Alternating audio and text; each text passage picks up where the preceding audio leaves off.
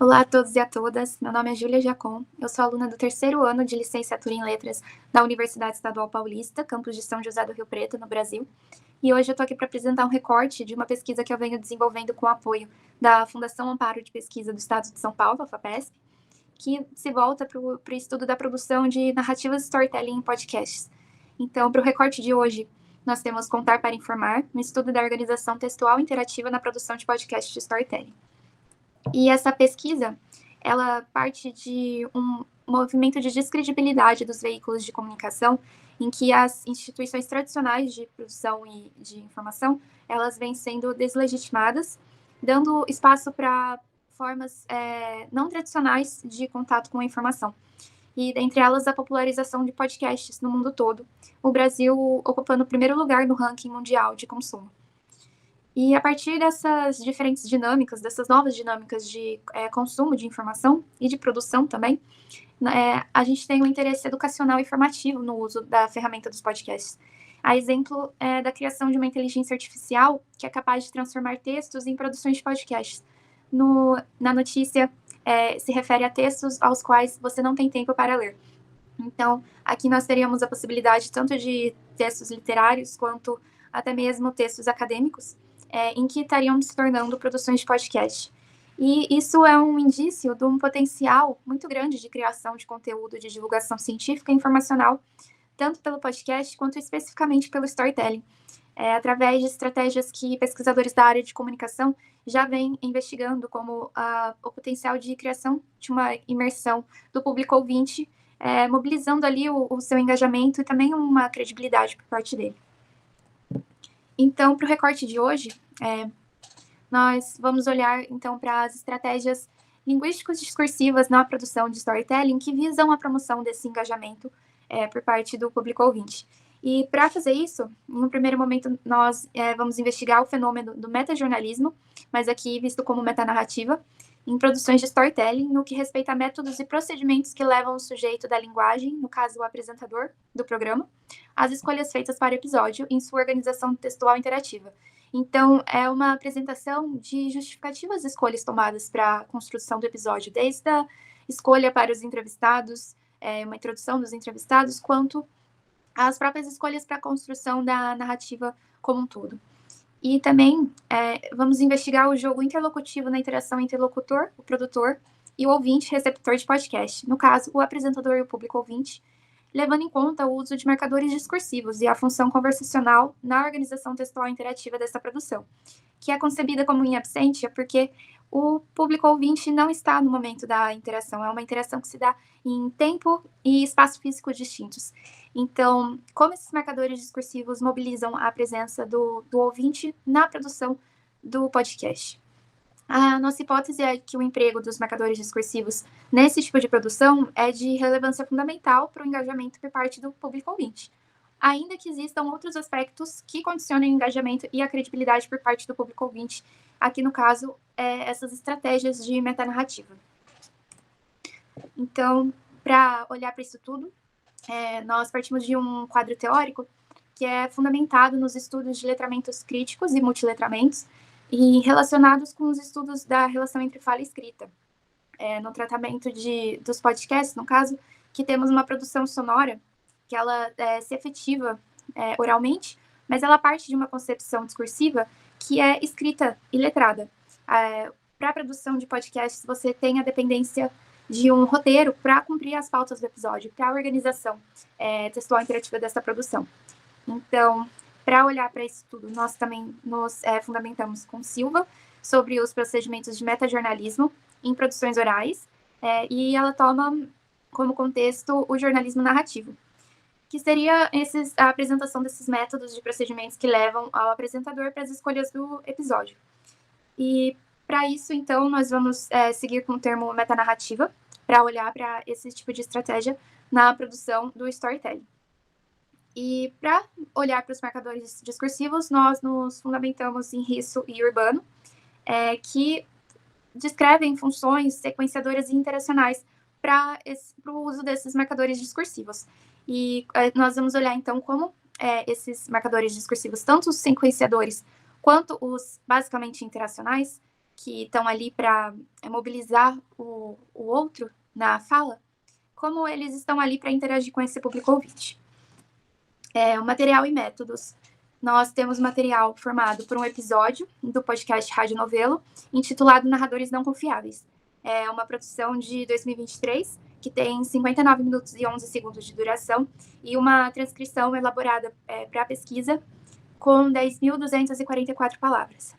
Os procedimentos para olhar para esse material adotados foram, em um primeiro momento, o levantamento geral da ocorrência dos marcadores discursivos, que aparecem na fala de todos os participantes do episódio, e para olhar a frequência da aparição desses marcadores e se eles apareceriam mais na fala dos apresentadores, se não é algo tão frequente assim, para olhar para se é de fato relevante olhar para esses marcadores. Para, em um segundo momento, a apreensão da distribuição dos tipos de marcadores que são mais frequentes em diferentes situações de enunciação. Então, ali, tanto em feedback a comentários dos entrevistados, ou tomadas de turno, também para desenvolvimento das pautas dos episódios, nós temos diferentes tipos de marcadores aparecendo em determinados momentos. E para depois olharmos também para as estratégias de metanarrativa produzidas pelos apresentadores do episódio. Então, como os resultados, nós vamos olhar, em primeiro momento, para as estratégias de metanarrativa. E aqui nesse trecho que eu trouxe, é uma fala que é ao início do episódio, em que a apresentadora está fazendo uma introdução sobre a desinformação e as fake news no Brasil, um contexto brasileiro, e ela traz como exemplo uma fake news muito famosa num período de eleições de 2018 no Brasil, e é uma fake news que ela mesma classifica como absurda nesse trecho. Aí fica a pergunta, por que alguém acredita numa fake news tão absurda? Como? Eu fui buscar essas respostas num lugar improvável. Então, ao fazer essa introdução, a apresentadora ela insere um recorte de áudio de uma entrevista com um sujeito que ela identifica como João. E depois ela apresenta esse entrevistado, em um segundo momento. Essa voz é de uma fonte minha. Eu não posso revelar o nome dele, porque nem tudo que ele faz no trabalho é legal, então hoje vamos chamar ele de João. Então, a apresentadora ela apresenta quem é esse entrevistado e por que ele está ali, e porque não estão usando o nome verdadeiro dele. E ali, no final, ela fala que, de contato em contato, ela chegou no João, a partir da produção de uma outra série de podcasts em que ela estava investigando a criação de fake news. Ela chegou no João, que é um sujeito que trabalha no que ele chama de lado B do marketing. É um lado que não age na promoção de quem o contrata, mas no prejuízo dos adversários daquele que o contrata. Então, no caso, a criação de fake news para favorecer quem está o contratando. Nesse outro exemplo, nós temos uma parte que já está encaminhando ao final do ato. Esse episódio é dividido em 2 atos, e esse é o primeiro deles, que se volta para a história do João e como ele foi parar nesse trabalho, né? E aqui no final do ato, a apresentadora, ela faz reflexões sobre como ela, ali, eu vou ler agora, eu, como jornalista, acho que a imprensa tem um papel também de se auto-explicar melhor.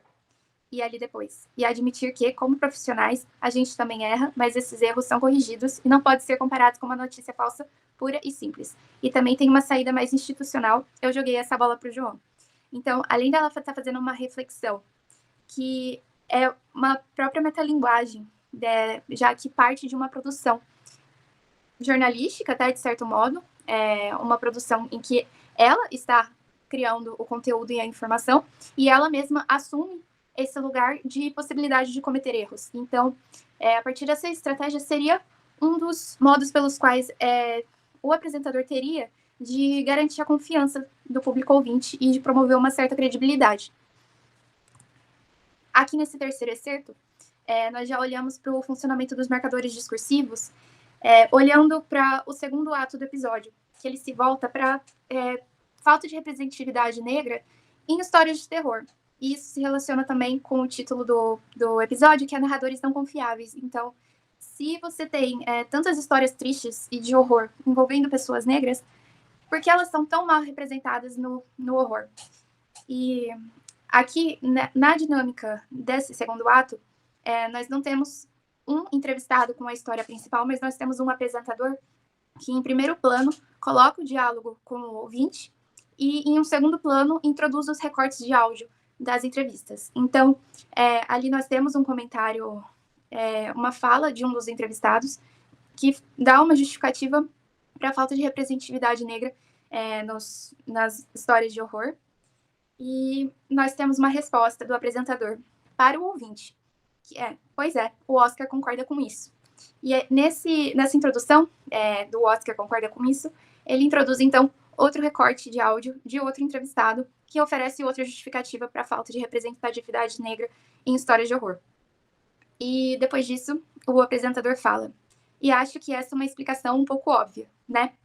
Esses marcadores, eles estão ali diretamente interagindo com o público ouvinte nessa relação que é em absentia. Ela não se efetiva, porque o ouvinte não está nem no mesmo espaço físico, nem ao mesmo tempo que esse enunciador.